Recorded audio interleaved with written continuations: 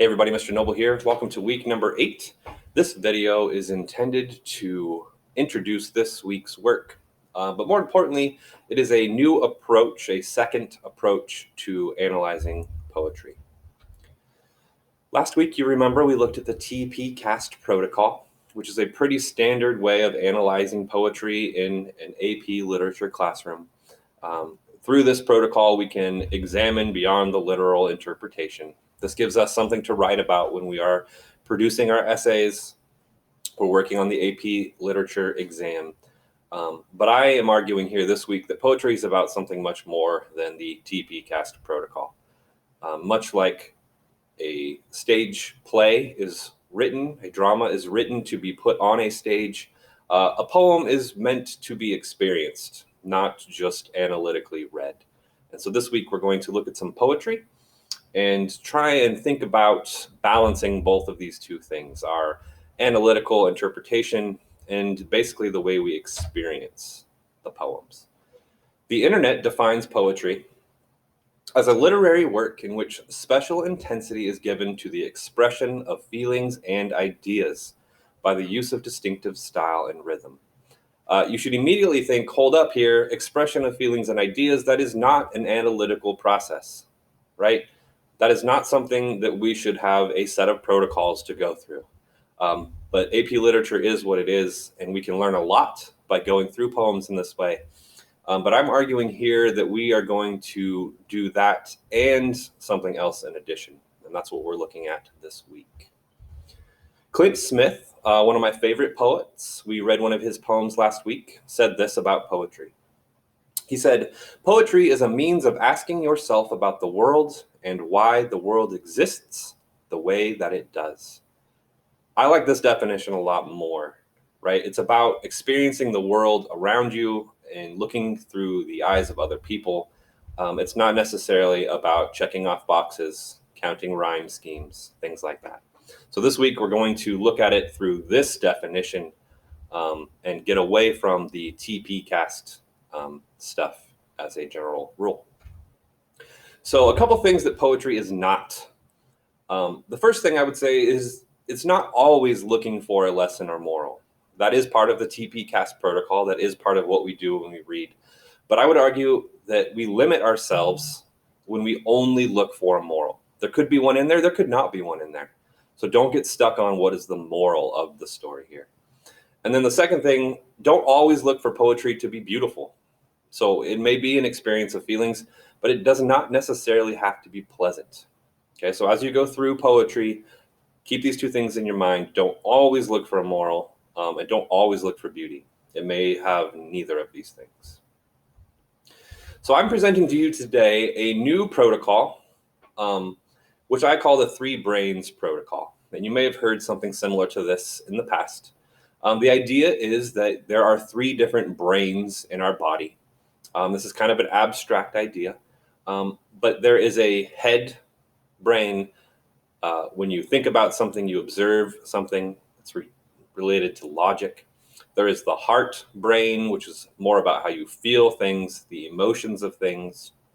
And then the gut, which is more about instinct or practical and direct ideas. And so as you go through poetry this week, I'm going to ask you, after experiencing the poem, where do you feel the poem? Is this a poem that makes you think about things? Is it a poem that you feel in your heart, kind of tugs on the heartstrings? Or is it a poem that kind of hits you in the gut, which is hard to explain? But I want you to try and tap into these 3 things as you experience these poems. They will be all spoken word this week. Where do you feel the poem? And then once you consider that, I also want you to look at what literary moves. So what is the poet doing to get you to feel this way?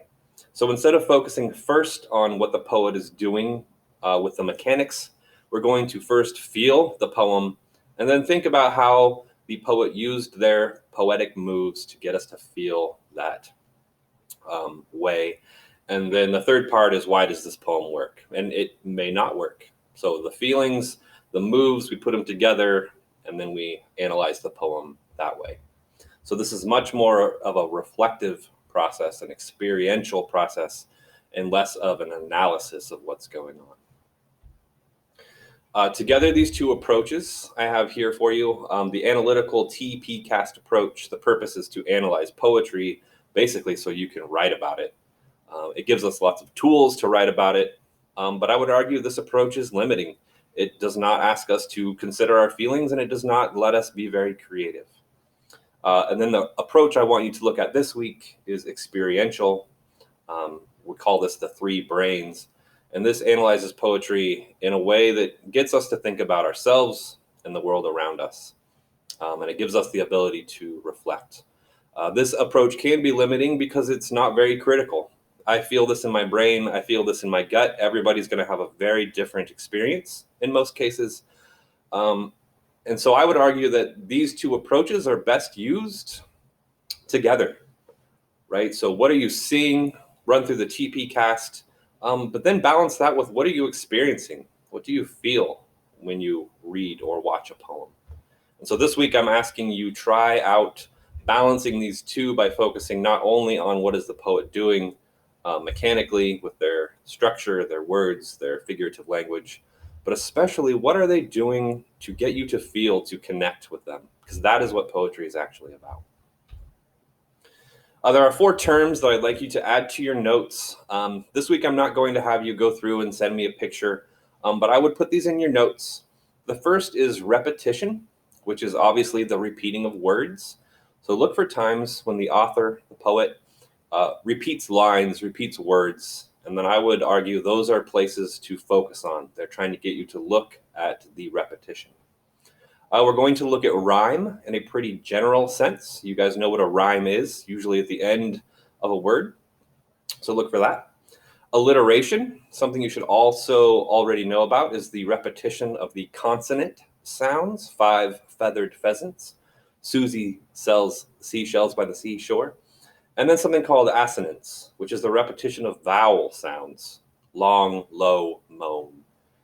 So there are 4 different things that I'd like you to kind of think about just in the back of your head, right? We're not necessarily analyzing for the repetition, but we are thinking about these things as we experience the poems. Okay, and then we're going to practice. So assignment number 1 is going to give you a set of, I believe, 5 poems. You're going to watch each performance. They are spoken word poems performed by people who wrote them. After you watch the poem, I want you to decide if you feel it in your head, in your heart, or your gut.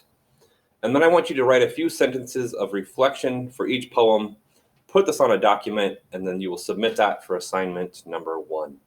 I'm not looking for an analysis, a theme, a paraphrase, any of that. I just want you to experience the poem, try and connect with it in some way, and then reflect on where did I feel that, and then maybe why.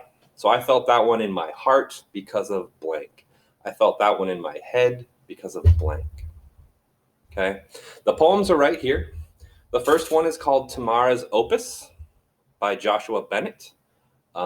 This is a really powerful poem about his sister who is deaf. So watch that one. Where do you feel it? Then there's another one here called Miseducation by Maya Mayer,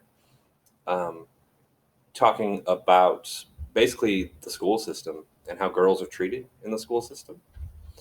The third one is called Paper People by Harry Baker. And this one, he does some really cool stuff playing with sound.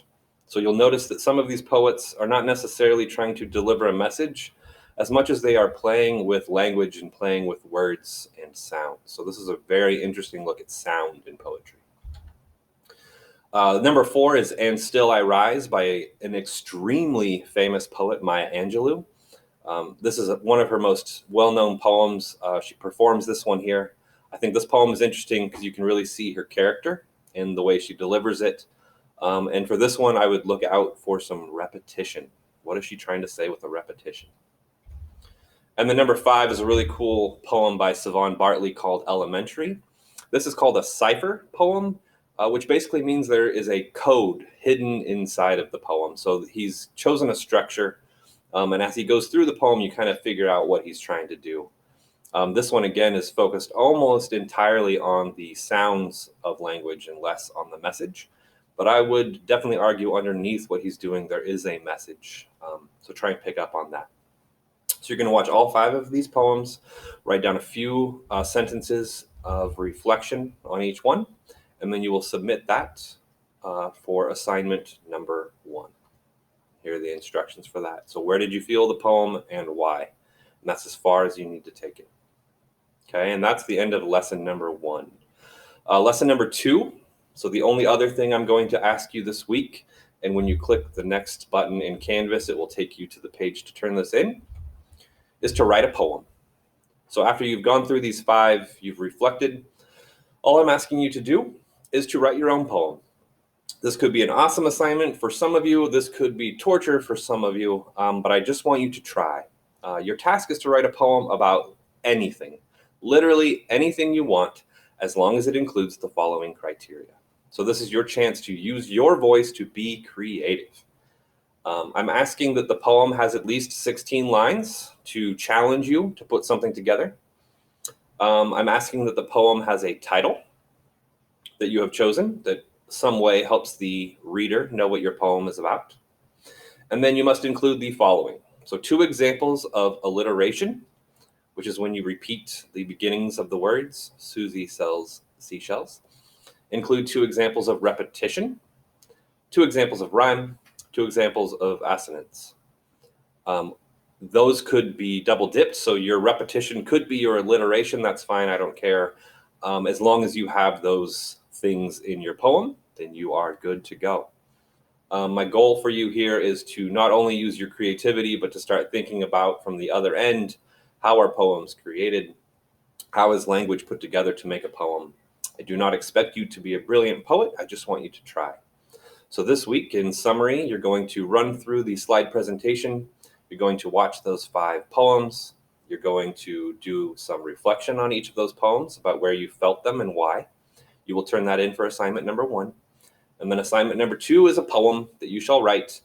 All of this will be due on Sunday, the 8th of November by midnight, so I can get it graded. And if you have any questions, please let me know. Have a good week. Take care of yourselves and hang out with some poetry. See you guys later.